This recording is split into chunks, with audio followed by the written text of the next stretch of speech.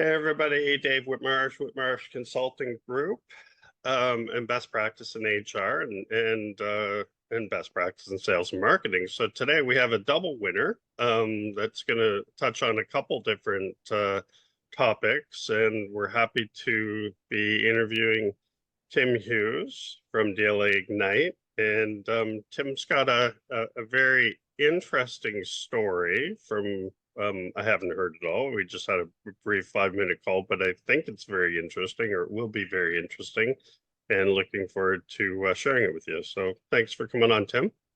Thanks, David. It's been great talking to you. Yeah. So let's sort of set the stage for where you are now. So you had mentioned that you were a career salesperson. Yes.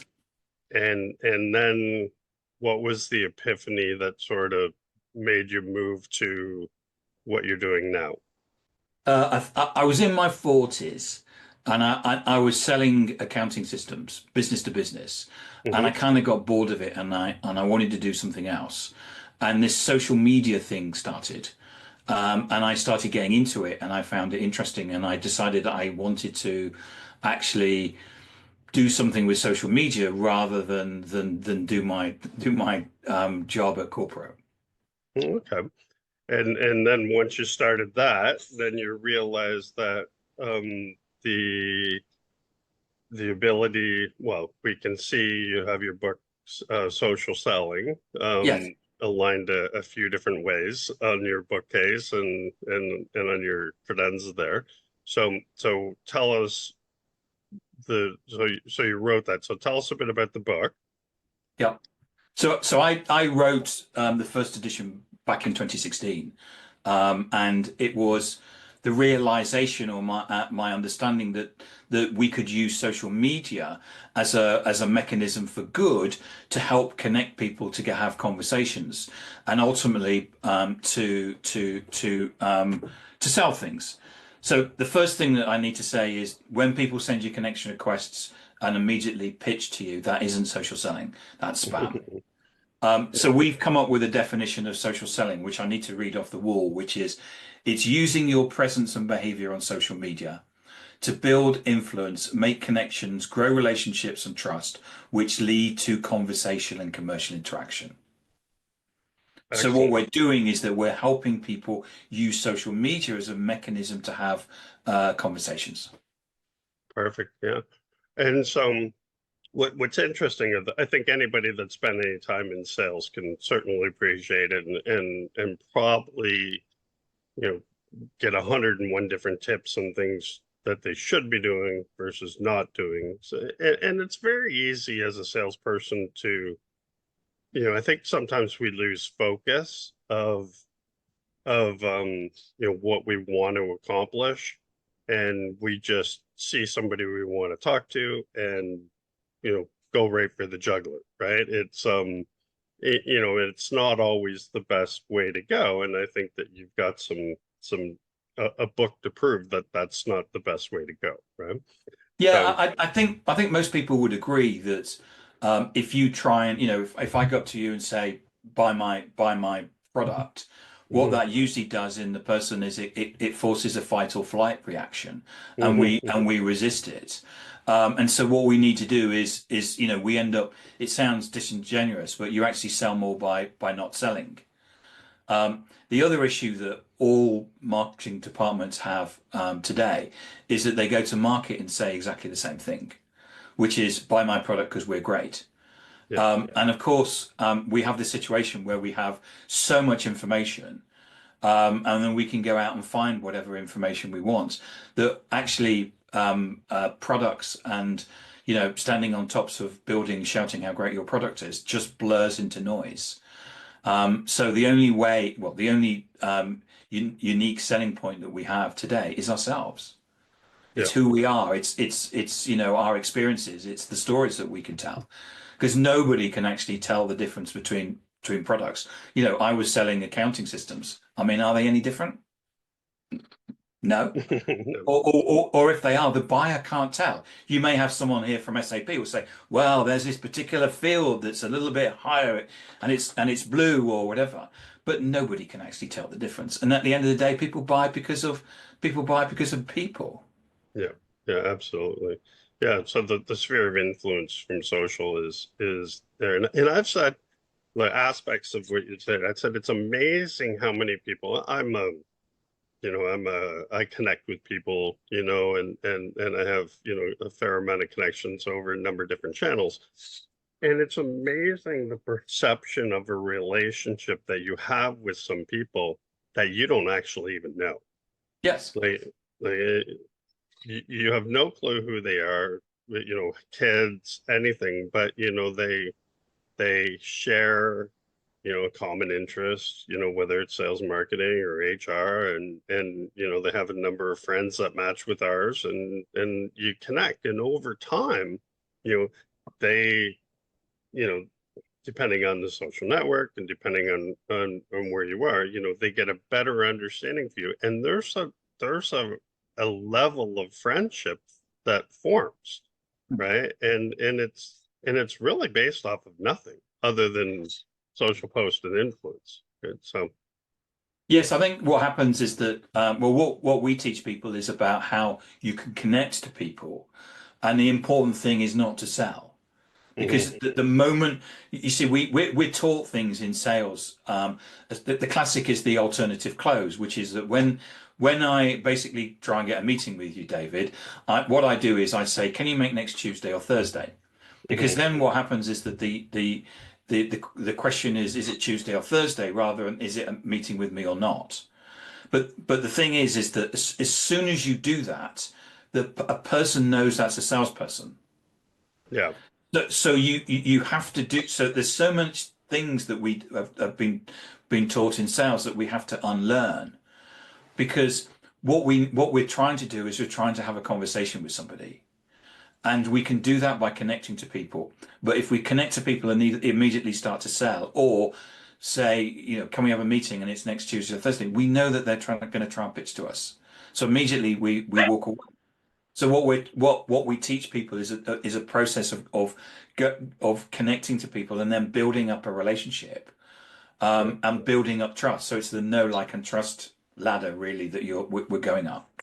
yeah. Excellent, excellent. So one of the things that I found, in the quick conversation we had is, when I just wanted to figure out where we're going to go with this, I talked about the value of and the similar process for recruiters as a typical sales rep, right? They need to focus on hiring the right people. Their ATSs have CRM like functions. They call and manage the candidate much as the customer does the lead, and so when it comes to employer branding, so tell us, um, and ultimately recruiting the top candidates. So tell us some of the things that you've seen, when people use your strategies throughout the organization.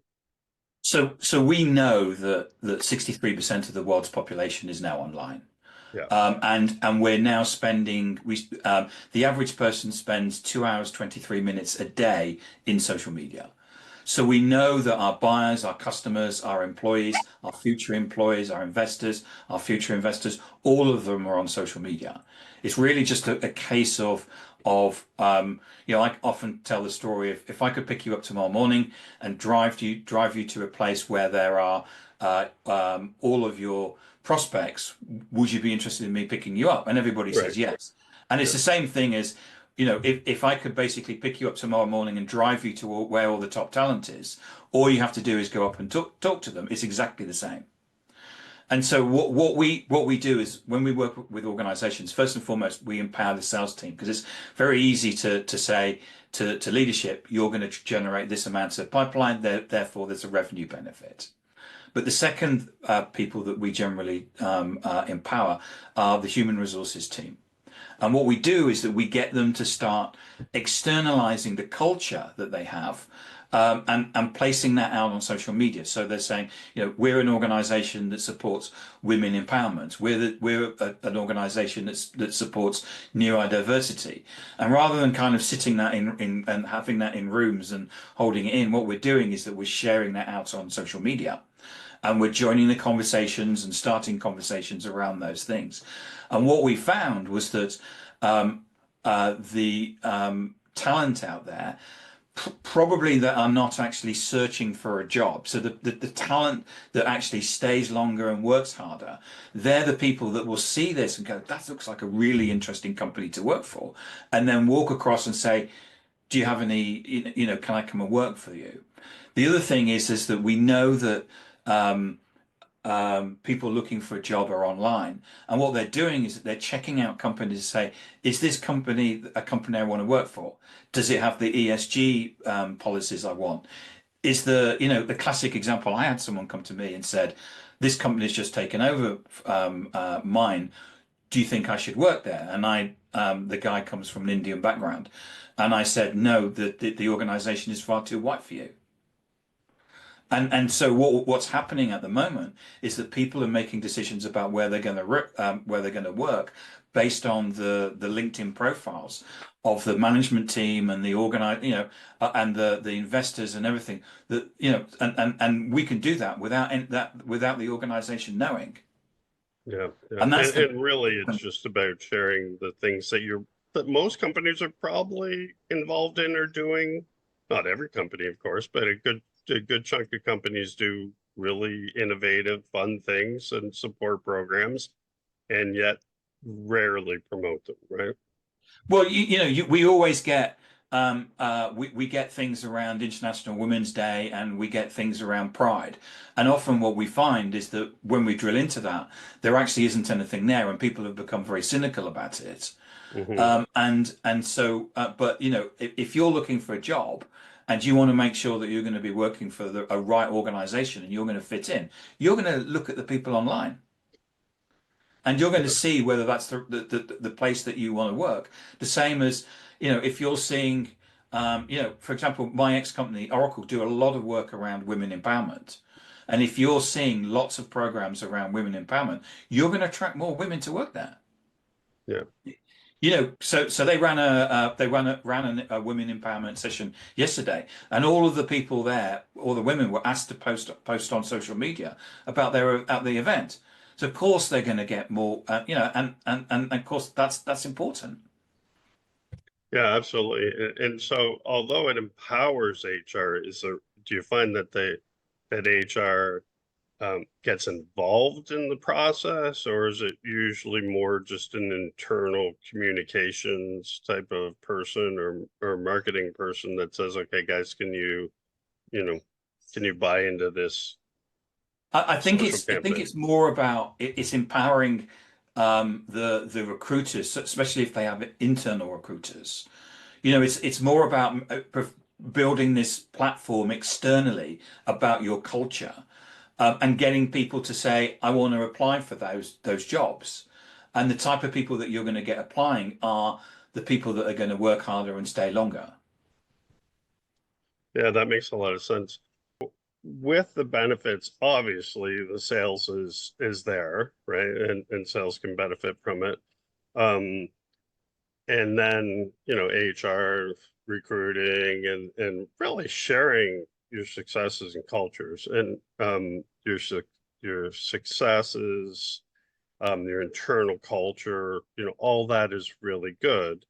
Um, and it's contagious too, right? Like you'll find that people will jump on it. But are there any other sort of um the wins that you find in organizations in general that adopt your philosophy? So we found that we've been able to really strip out the cost of recruitment. So one of the big costs of recruitment is recruitment consultants. Yeah. And the other is recruitment ads. And what we've been able to do is completely strip that out. Hmm. Because people are basically going, that's the company I want to work for, and are walking forwards and applying for the roles or contacting people in the organization saying, I want to come and work for you. Yeah, brilliant, brilliant, brilliant. Um, yeah, that's it. And so other than recruiting and the sales, is there any, what other wins? What else can we? Well, we're you see, what we're finding is that we're able to provide this um, social strategy across the organization. So we usually start in sales, as I say, then move to HR, and then we'll do something else like procurement or customer service or something like that. And really, it's about seeing social as the heartbeat, and then getting the empowerment to get people not to be scared of going out on social, and also to understand that it's a power for good rather than it. We sometimes get told by the news media that it's a power for evil, and actually using it as a power for good. And we've actually seen it, roll right across an organization, and transform that organization, to use social strategically, both internally and externally. Mhm. That's interesting. Okay, I'm really looking forward to learning some more about this and getting some time to actually read the book. Um, but you were saying that you're based in London, although you Yep. have representation pretty much all over the world. Yes. Yeah, and is there a typical buyer persona, to use a sales term, right, of a company that um size or how might a company go, yeah, you know what, this is exactly what I need. Like what We sort of we've needs do you? we've never found size of company. We've got Salesforce as a customer, but we've also got small companies as customers. If Mhm, you're business to business and you're selling to somebody, then generally we see that as an ideal customer. Um, we generally don't work in the business to consumer environment, or if we do business consumer, it's where there's a considered purchase. So, for example, BMW is a client of ours. mhm, So if you're going to spend £50,000 or dollars on a BMW, you usually have considered it, mhm, and then it becomes quite like a business to business transaction. But we're not, it doesn't really matter what size it is, as long as it's a business to business, and then we can usually show what we've got an ability. We run a benchmark. Or have done from a sales perspective. So what we do is that we measure all of our clients, and what we found, because it's easier to use a definition from a sales perspective. So somebody like a sales development rep, which is somebody that's job is to basically make outbound. In the past, it was outbound calls. We're finding that if you're cold calling, you're generally getting about 10 meetings a month. mhm, Using our social selling methodology, an average across all of our customers, we're now getting 10 meetings a week. So that's 2 meetings a day. So we know that it's 4 times better than a legacy method like cold calling or something like that. So that's 2 meetings a day, um, and that's average. yeah, that's awesome. It's it's funny because when you look at the the career line, right? No offense, but selling accounting software, at a company like Oracle's pretty dry, right? So really what you came out and did something very creative, right? So that's Thank you. it You must say be, yeah, yes. yeah, it must be very rewarding and exhilarating to Yeah, unleash some of those talents. yeah, yes. So I mean, quite often what we're explaining to people is that we're actually changing people's lives Yeah. because they've been taught to talk in a particular way. Like they use, I'm a results orientated, tenacious salesperson, and it's meaningless. We're all results orientated. We're all tenacious. And actually, what people don't understand is that it's themselves that is the unique selling point. And the more that you share about yourself, the more people actually are prepared to walk towards you. And this is, certainly from a marketing perspective, this is quite scary. Hmm. Because what we're doing is that we're empowering our people to go out on social media, and they're scared that that's going to impact on the brand. But some research from LinkedIn shows that an employee post will get 561% more engagement than a brand post. Mm. Because we know, I mean, we're not, none of us are interested in a brand. We know it's just propaganda, and we know what they're going to say. They're going to say, Mhm. buy my product because we're great. Whereas, if it's David Whitmarsh, oh, what's David saying? Oh yeah, I like David's blogs. Or David's got this really, he's really insightful in this area. I always learn this stuff from him. And so, you're a great example of someone that's got a massive following. There must be something about you, David, that you're doing that makes people follow you. Because it's a democracy. They can stop Yeah, following you tomorrow, but they're doing it because you've got something interesting to say. And this is the thing, is that all of us have something interesting to say. It's really just a case of empowering it and getting people to realize that. And that's one of the things that we do is change people's lives and get them to realize that they've got a place in this world. that's awesome. That's awesome. I'm so looking forward to diving into this. Yeah. All right, so Tim, how can people get a hold of you? And of course, for anybody reading this, you just look below the video and you'll see a link in bio or anywhere where Tim wants me to send you guys. So, but for those that might be listening to it, how can they reach you? So don't forget, there's my book, Oh yeah. um, Social Selling Techniques to Influence Buyers and Change Makers. The second edition is the one with the yellow cover. So make sure you buy the one with the yellow cover. And otherwise, the best place to get me is on my LinkedIn profile, which you'll find me as Timothy or Tim Hughes, Mhm. or our website is dlaignite.com. Okay. All of which and will be in the description below, or in a link to Tim's preferred place for you to buy the book. All right.